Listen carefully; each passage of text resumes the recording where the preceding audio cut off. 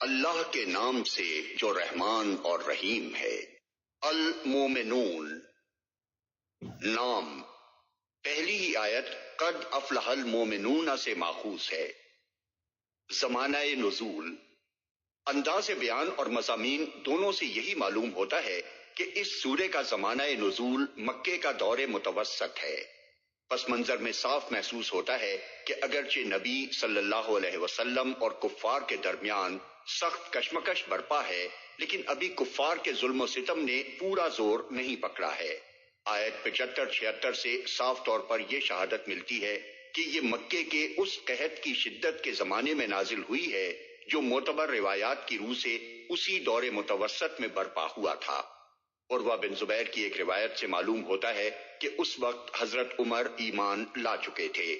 وہ عبد الرحمن بن عبد القاری کے حوالے سے حضرت عمر کا یہ قول نقل کرتے ہیں کہ یہ سورت ان کے سامنے نازل ہوئی ہے۔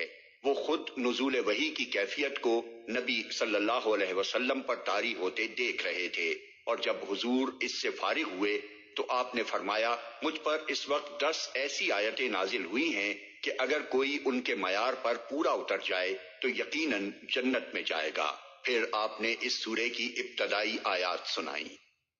موضوع اور مباحث اتباع رسول کی دعوت اس سورت کا مرکزی مضمون ہے اور پوری تقریر اسی مرکز کے گرد گھومتی ہے۔ آغاز کلام اس طرح ہوتا ہے کہ جن لوگوں نے اس پیغمبر کی بات مان لی ہے ان کے اندر یہ اور یہ اوصاف پیدا ہو رہے ہیں، اور یقیناً ایسے ہی لوگ دنیا و آخرت کی فلاح کے مستحق ہیں۔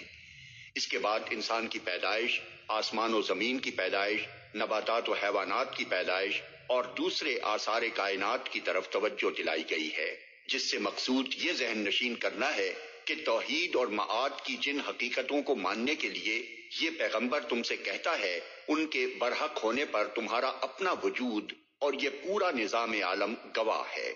پھر انبیاء علیہم السلام اور ان کی امتوں کے قصے شروع کیے گئے ہیں جو بظاہر تو قصے ہی نظر آتے ہیں، لیکن دراصل اس پیرائے میں چند باتیں سامعین کو سمجھائی گئی ہیں۔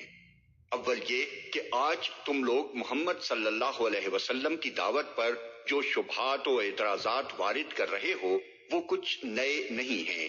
پہلے بھی جو انبیاء دنیا میں آئے تھے جن کو تم خود فرستادہ الہی مانتے ہو، ان سب پر ان کے زمانے کے جاہلوں نے یہی اعتراضات کیے تھے۔ اب دیکھ لو کہ تاریخ کا سبق کیا بتا رہا ہے۔ اعتراضات کرنے والے برحق تھے یا انبیاء؟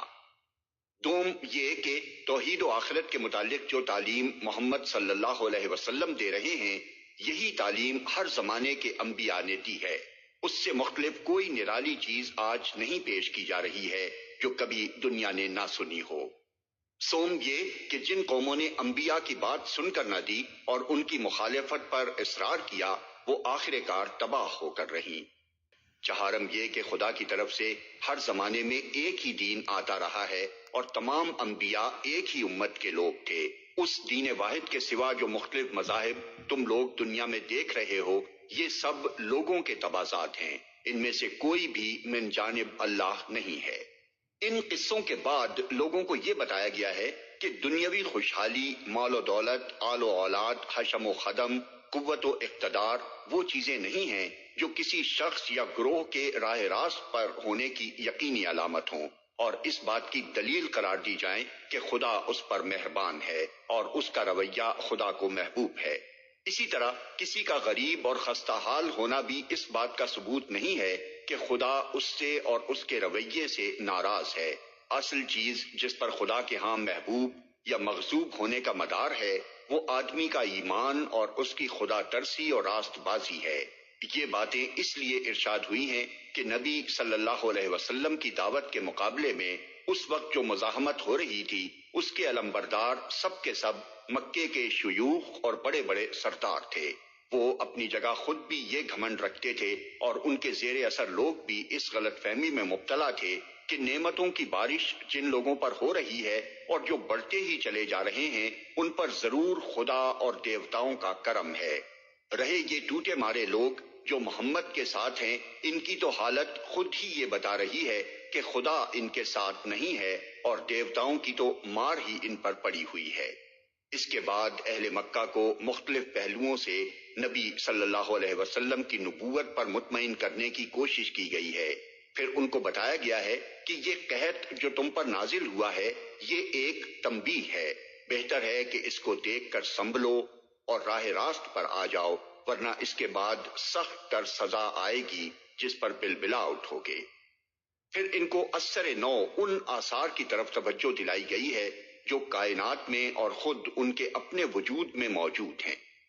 مدعا یہ ہے کہ آنکھیں کھول کر دیکھو، جس توحید اور جس حیات بعد الموت کی حقیقت سے یہ پیغمبر تم کو آگاہ کر رہا ہے، کیا ہر طرف اس کی شہادت دینے والے آثار پھیلے ہوئے نہیں ہیں؟ کیا تمہاری عقل اور فطرت اس کی صحت و صداقت پر گواہی نہیں دیتی؟ پھر نبی صلی اللہ علیہ وسلم کو ہدایت کی گئی ہے کہ خواہ یہ لوگ تمہارے مقابلے میں کیسا ہی برا رویہ اختیار کریں، تم بھلے طریقوں ہی سے مدافعت کرنا۔ شیطان کبھی تم کو جوش میں لا کر برائی کا جواب برائی سے دینے پر آمادہ نہ کرنے پائے۔ خاتمہ کلام پر مخالفین حق کو آخرت کی باز پرس سے ڈرایا گیا ہے اور انہیں متنبہ کیا گیا ہے کہ جو کچھ تم دعوت حق اور اس کے پیرووں کے ساتھ کر رہے ہو، اس کا سخت حساب تم سے لیا جائے گا۔